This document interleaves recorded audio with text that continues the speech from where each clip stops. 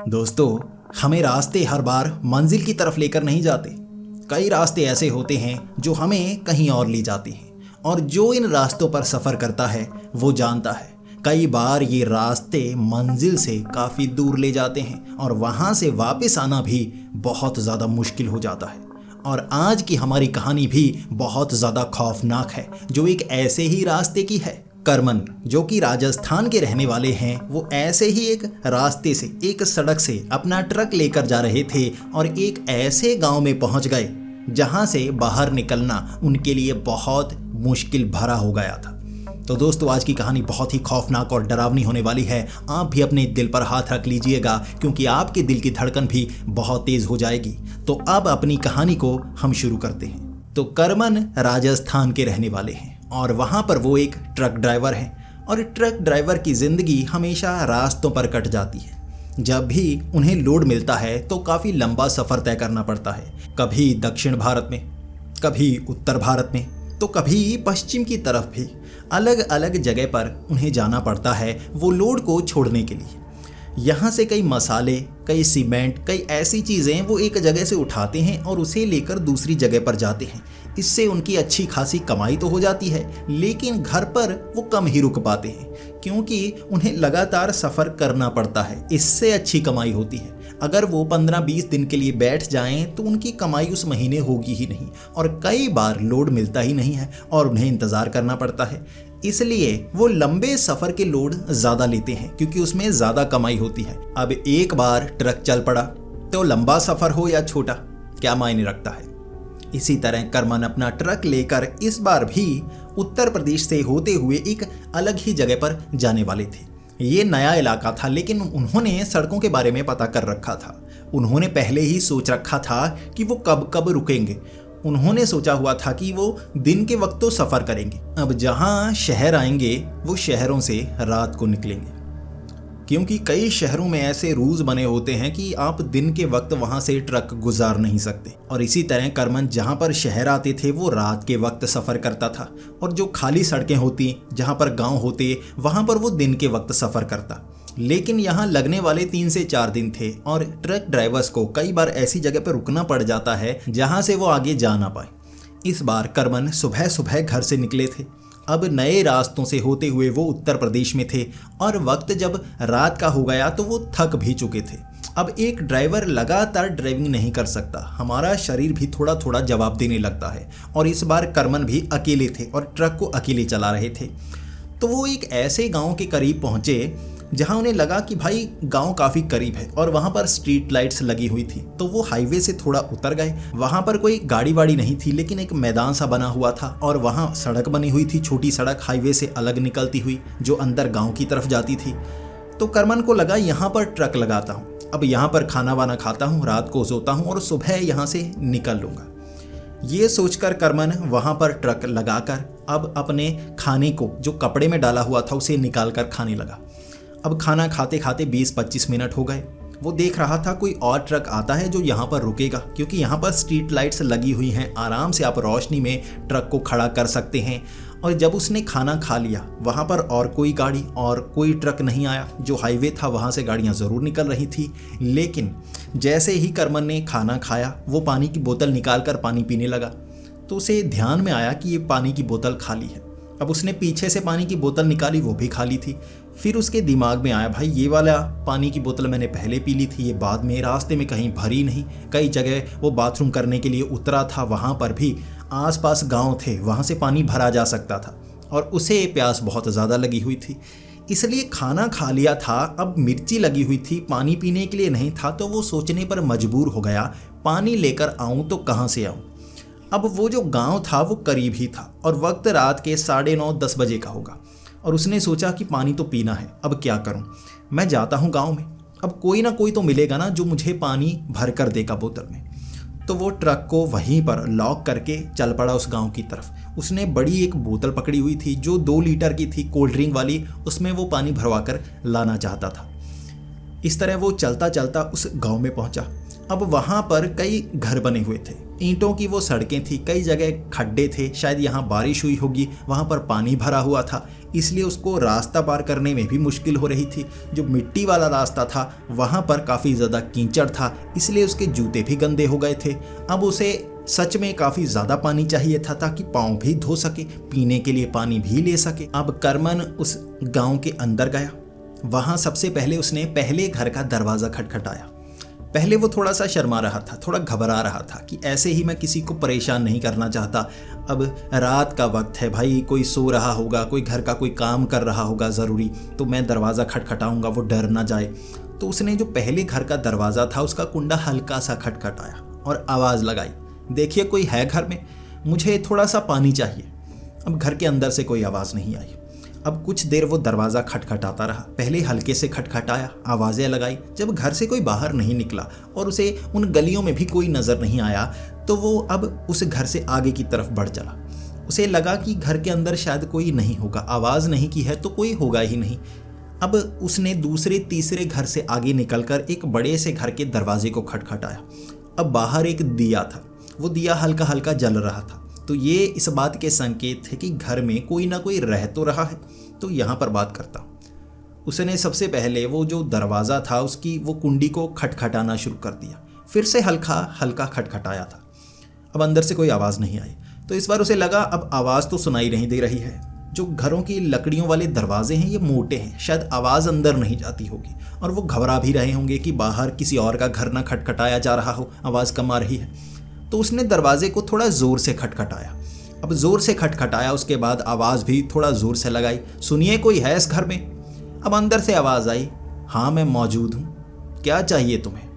अब वहीं करमन को लग गया था कि घर में कोई मौजूद है, अब मुझे डराना नहीं है, क्योंकि रात को इस तरह घरों के आसपास चोर वोर घूमते हैं तो लोग घरों से बाहर नहीं निकलते, तो मैं पहले उसका विश्वास जीतूंगा, उसके बाद बात करूंगा। तो उसने कहा कि मैं देखिए आगे ट्रक में था, मैंने खाना खा लिया, मैंने पानी भरना है इसलिए मैं यहाँ पर आया हूँ, आपको घबराने की ज़रूरत नहीं है, आप मुझे थोड़ा सा पानी दे दीजिए फिर मैं यहाँ से चला जाऊँगा। अब अंदर से आवाज़ आई, तुम पहले बताओ सच में तुम कोई ड्राइवर हो या कोई चोर वोर तो नहीं। अब करमन समझ गया था कि गांव वाले घबरा रहे हैं इसलिए घरों से बाहर नहीं निकल रहे, तो करमन ने भी अब ऊंची आवाज़ में कहा, देखिए घबराने की कोई ज़रूरत नहीं है, सच में मैं सिर्फ पानी लेकर आया हूँ और मेरे साथ कोई नहीं है, आप दरवाज़ा खोलकर देख सकते हैं। अब वो आदमी धीरे धीरे दरवाज़ा खोलकर बाहर की तरफ देखने लगा। अब अंदर से उसने हल्की सी चेन लगाई हुई थी ताकि पूरा दरवाज़ा ना खुल पाए, और उस चेन को उसने खोला नहीं था, बस ऊपर की वो कुंडी को खोला था जिससे आधा दरवाज़ा खुल पाया था। फिर उसने अपना चेहरा बाहर की तरफ करके देखा कौन है, आसपास देखा, फिर वो अकेला था। इसके बाद वो आदमी ने वो दरवाज़ा खोला।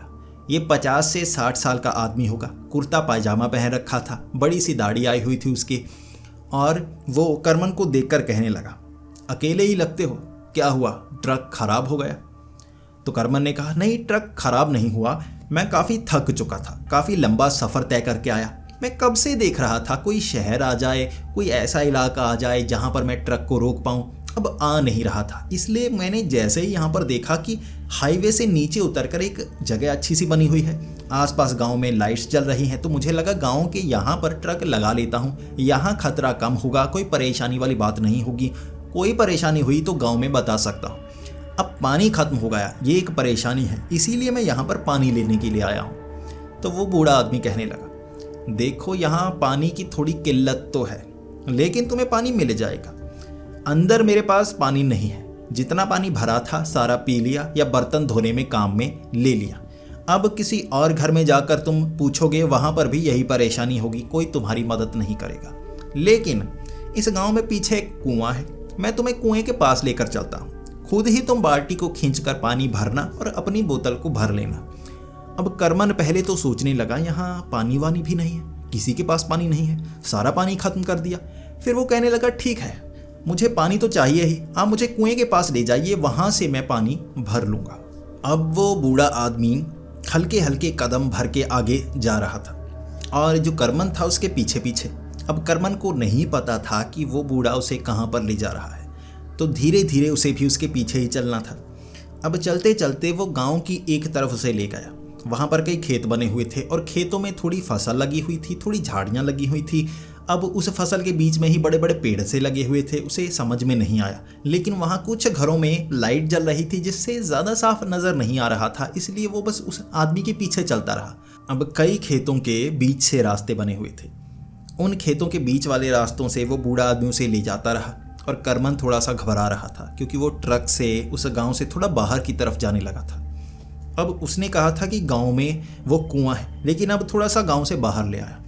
जैसे ही वो एक पीपल के पेड़ के पास लेकर आया, वहाँ पीपल के पेड़ के नीचे ईंटों से जगह बनाई हुई थी जिसमें इर्द गिर्द लोग बैठते हैं, पंचायत बुलाते हैं। अब उसके एक तरफ एक कुआं साफ दिख रहा था। अब उस कुएं में एक बाल्टी टंगी हुई थी। अब वो बाल्टी करीब से देखने में गंदी लग रही थी। अब यहाँ करमन को लगा, यार बाल्टी भी गंदी है और यहाँ पानी भी साफ़ होगा या नहीं। अब वो उस आदमी से पूछने लगा, देखिए भाई साहब, यहाँ पर साफ़ पीने वाला पानी मिलेगा ना? क्योंकि मुझे धोने वोने का पानी नहीं चाहिए, मुझे पीने के लिए साफ़ शुद्ध पानी चाहिए। तो वो आदमी वहाँ रुक कर कहने लगा, यहीं से तो हम पानी पीते हैं, हमारे लिए साफ़ है तो तुम्हारे लिए भी तो साफ़ ही होगा, यहाँ पर तुम्हें यही पानी मिलने वाला है। अब करमन करता तो क्या करता, तो उसने सोचा अब जैसा भी पानी है वही पीता हूँ, देख लेता हूँ, अच्छा लगेगा तो ज़्यादा पीऊँगा, अच्छा नहीं लगा तो थोड़ी सी प्यास बुझा लूँगा, उसके बाद सुबह देखूँगा जो भी करना है। अब करमन कहने लगा, ठीक है। जैसे ही वो बूढ़ा आदमी उस कुएं के ज़्यादा करीब लेकर गया, गली हुई बाल्टी थी, जैसे ही अब करमन ने बाल्टी को हाथ लगाया, नीचे से आवाज़ आई, देखो कोई ऊपर है, मेरी मदद करो। ये आवाज़ सुनते ही अब करमन के हाथ से वो बाल्टी गिर गई। अब वो बाल्टी कुएं के एक तरफ बाहर ही गिरी थी। अब करमन घबरा कर पीछे गिर गया। वो उस बूढ़े आदमी की तरफ देखने लगा और वो बूढ़ा आदमी मुस्कुरा रहा था। अब करमन ने सबसे पहले उस बूढ़े आदमी से पूछा, अरे भाई साहब, आपने वो आवाज़ सुनी? अब उसने हंसते हंसते कहा, हाँ, हमें तो हर रोज़ ये आवाज़ सुनने को मिलती है। तो करमन खड़ा हो गया और कहने लगा, कोई कुएं में गिरा है, उसकी मदद कीजिए। इसके बाद करमन थोड़ा आगे आया। वो फिर से कुएं के अंदर देखने की कोशिश कर रहा था। अब अंदर दिख नहीं रहा था क्योंकि यहाँ रोशनी पड़ नहीं रही थी। अब चांद की हल्की सी रोशनी थी जो कुएं के ज़्यादा अंदर तक नहीं जा रही थी, तो नज़र नहीं आ रहा था। लेकिन वो आवाज़ फिर से आई, देखिए ऊपर कोई है, मेरी मदद कीजिए, मुझे यहाँ से निकालिए, मैं बड़ी कोशिश कर रहा हूँ, कल से मैं निकल नहीं पा रहा हूँ। इसके बाद अब करमन करता तो क्या करता, वो तो उस बूढ़े से पूछने लगा, भाई साहब मदद करते हैं, कोई नीचे है। अब बाल्टी फेंकते हैं नीचे, रस्सी के सहारे उसे ऊपर चढ़ाने की कोशिश करते हैं। आप कुछ और लोगों को लेकर आइए, ये कुएं में गिर गया होगा, इसे निकालना होगा। अब वो बूढ़ा मुस्कुराता जा रहा था, अच्छा मदद करोगे लेकिन निकाल नहीं पाओगे। करमन को कुछ गड़बड़ का एहसास हुआ, तो करमन ने पूछा, आखिर मैं निकाल क्यों नहीं पाऊंगा, क्या हुआ ऐसे? तो वो बूढ़ा आदमी कहने लगा, ये जिंदा नहीं है, ये मरा हुआ है। 5 साल पहले यहाँ गिरकर एक आदमी की मौत हो गई थी, जिसकी आत्मा अब भी कुएं के अंदर आवाज़ लगाती है। और भूल कर भी उसकी मदद मत करना, उसकी मदद के चक्कर में खुद कुएं में मत गिर जाना, तुम्हें भी कोई नहीं निकाल पाएगा। अब करमन थोड़ी देर के लिए सन्न था, उसके पास बोलने के लिए शब्द नहीं था, इसलिए वो दोबारा से अंदर झांकने की कोशिश करता रहा। कुछ नज़र नहीं आया, बस आवाज़ें, मुझे बाहर निकालो, मुझे बाहर निकालो। अब करमन भूतों पर यकीन नहीं करता था, लेकिन जो उसके सामने था उसे यकीन तो करना था। आवाज़ें तो कुएं के अंदर से आ रही हैं, तो उसने वो बाल्टी अब कुएं के अंदर डाली ताकि अपना पानी निकाले और अपनी बोतल भरे। अब ये बूढ़ा कह रहा है कि सच में भूत है, हो सकता है भूत है। अब कोई मदद नहीं कर रहा, वरना ये बूढ़ा मदद तो करता ना। तो उसने अंदर बाल्टी फेंकी और बाल्टी जब पानी बाल्टी में भर गया कुछ समय तक, तो उसने खींचने की कोशिश की, लेकिन नीचे से वो रस्सी कोई खींच रहा। अब करमन रस्सी को ऊपर नहीं खींच पा रहा। वो बूढ़ा फिर से मुस्कुराते हुए, यहाँ से रात को पानी निकालना बहुत मुश्किल होता है, हम ये काम रात को नहीं करते, इसीलिए दिन में हमारा पानी खत्म हो जाए हम सुबह आकर भरते हैं। अब तुम्हारा शरीर तगड़ा है, तुम निकालने की कोशिश कर सकते हो, थोड़ा झटका मारो, पानी की ये बाल्टी ऊपर तक खींचेगी।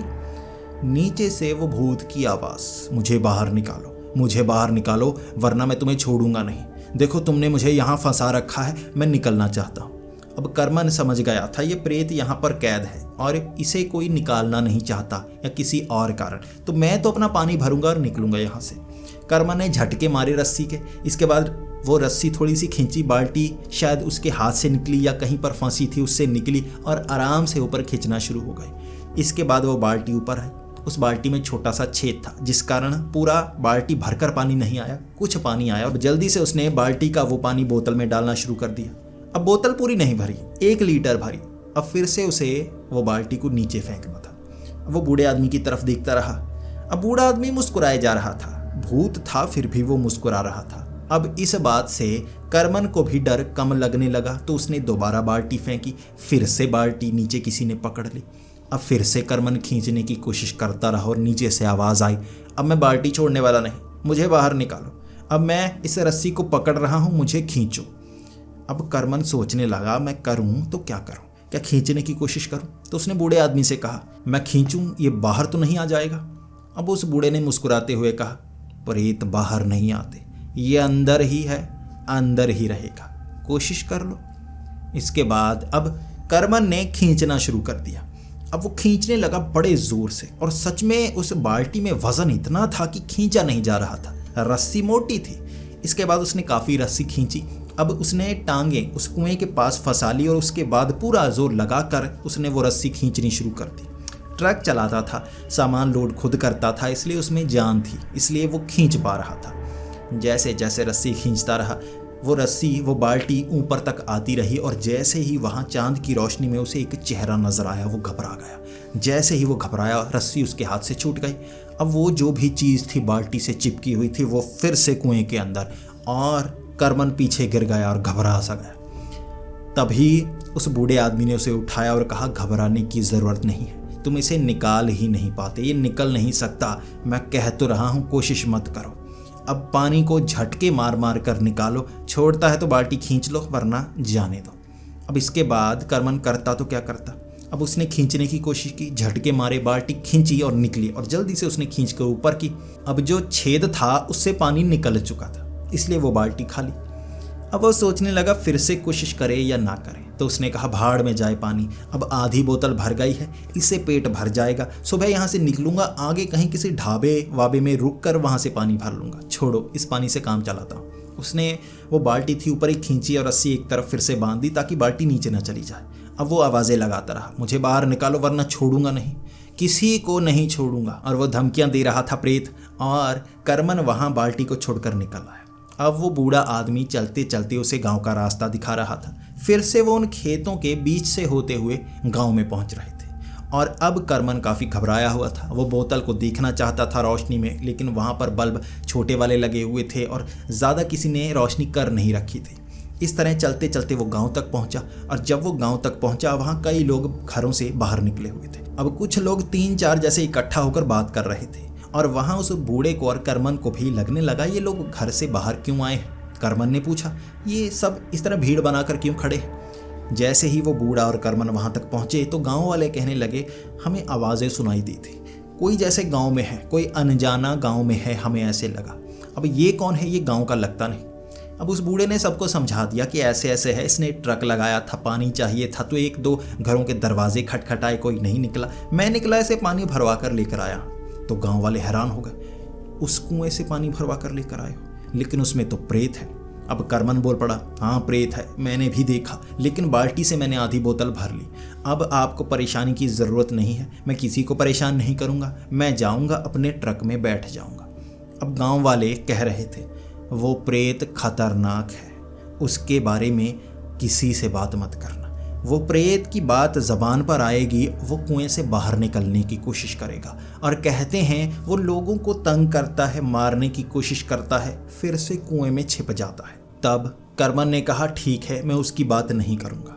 इसके बाद करमन अपने ट्रक की तरफ चल पड़ा। वो लोग वहीं पर भीड़ बनाकर खड़े थे, आपस में बात कर रहे थे, वो भूत की बात कर रहे, करमन की बात कर रहे।